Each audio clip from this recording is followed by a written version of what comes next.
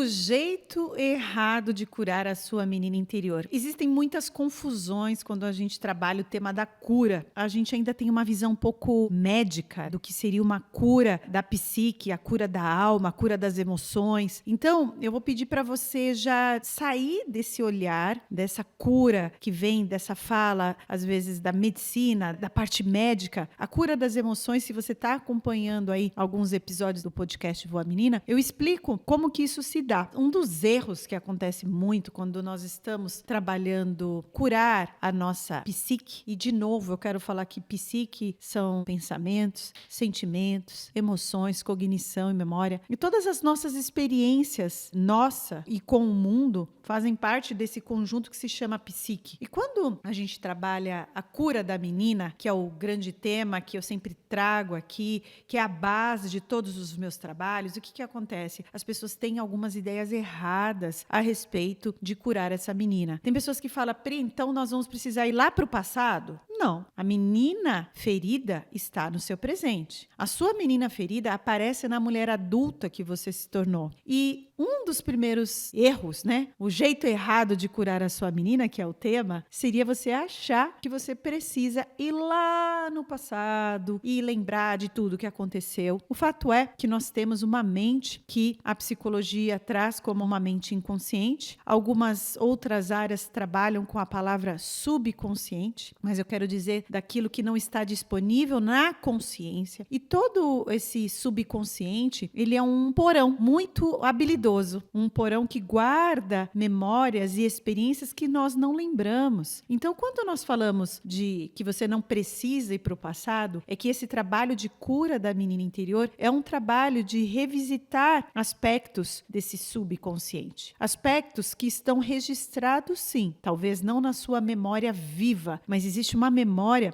que é a memória mais poderosa que a gente tem, que é a memória do corpo, da experiência sensorial com o mundo. Então, quando nós falamos de curar a menina, nós trazemos isso para o presente e para uma experiência, inclusive corporal, experiencial. Por que será que nós temos tantas memórias, por exemplo, de doces de criança? Quando a gente pensa na praia e no sorvete. Praia e sorvete, eu já lembro de algumas experiências que estão disponíveis na minha memória. Porém, você tem um campo inconsciente que também, em alguns aspectos, em algumas linhas, algumas abordagens chamam de subconsciente, e a questão aqui é você pensar sempre aí nesse porão que nós temos, que isso está ali guardadinho. Essas memórias, elas aparecem no nosso dia a dia na mulher adulta, mesmo que você não lembre, por exemplo, de alguma coisa que te aconteceu na infância e que foi doloroso. Como aspecto de sobrevivência, nós temos um cérebro que foi programado para sobreviver. Inteligentemente, algumas memórias elas são jogadas nesse porão para que a gente consiga caminhar pela vida. Então, isso é uma inteligência do corpo, da mente, do cérebro, para que a gente caminhe. Imagine se todas as experiências que a gente tivesse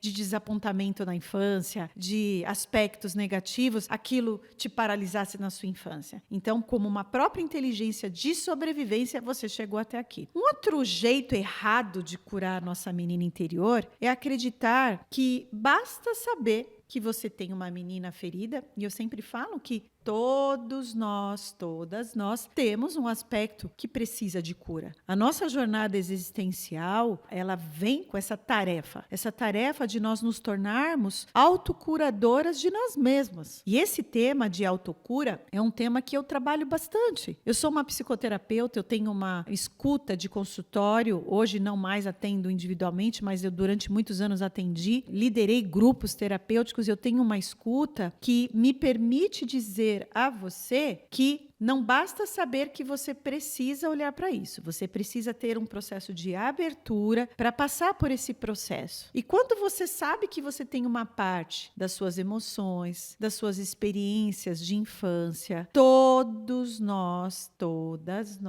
temos uma experiência traumática, e eu quero falar um pouquinho mais num outro episódio sobre isso. Quando você tem consciência dessa parte ferida, isso já te dá aí uma responsabilidade de olhar para ela. No entanto, tem pessoas que falam, eu já sei que eu tenho uma parte minha aqui que eu tenho que curar e eu preciso olhar para isso. Quando você vai olhar para isso, verdadeiramente? O que está faltando para você olhar para isso? Eu digo, gente, que não é um processo assim super gostosinho, sabe? Que vai ser mega prazeroso. Não, às vezes não vai ser não. Mas eu sempre digo que você não olhar para aquilo que te traz dor só estende o teu sofrimento. Então, quanto mais rápido, quanto mais aberta, quanto mais consciente. Eu falo muito da palavra awareness. Awareness em inglês é estar consciente. E eu falo muito dessa palavra porque a Gestalt, que é a abordagem que eu trabalho, a gente trabalha o tempo todo, quando eu trabalhava, por exemplo, no consultório, o estado de awareness, de estado de ampliação da consciência do cliente, para que ele tomasse consciência dos próprios processos deles. E hoje eu trago isso nos meus cursos, nas minhas mentorias, aonde eu trabalho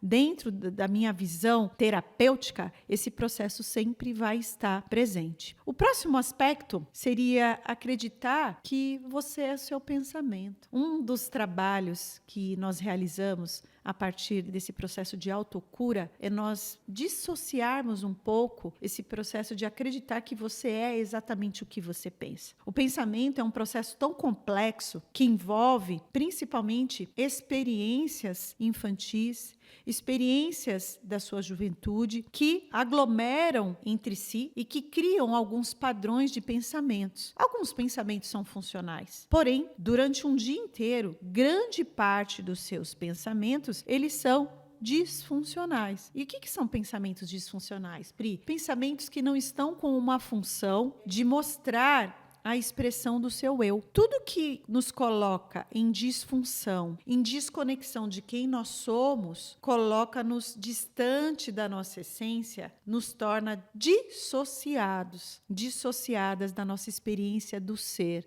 da nossa experiência do existir. E eu trabalho esse tema de autocura por quê? Eu acredito que um dos pilares é a menina, mas depois que a gente cura a menina, tem outros pilares que a gente precisa alcançar para que esse trabalho seja um trabalho sustentável, esse trabalho seja um trabalho que aconteça provavelmente durante toda a sua jornada de vida, toda a sua jornada de existência. E a grandeza e a beleza desse trabalho de autocura, de você trabalhar a partir da cura da menina, é que muitas das coisas que você vai aprender, você vai poder aplicar em si mesmo, no seu cotidiano. Eu sempre digo que nós, psicoterapeutas, terapeutas, que temos um compromisso com a cura, nós precisamos ajudar as pessoas a se apropriarem do seu poder de autocurar-se. Nós não podemos deixar as pessoas totalmente dependentes do nosso fazer, do nosso trabalhar. E isso não impede que você procure uma psicoterapia individual. Porém, nós temos sim um grande poder do nosso fazer, do nosso trabalhar. O seu organismo ele está o tempo todo fazendo esse movimento de autocura.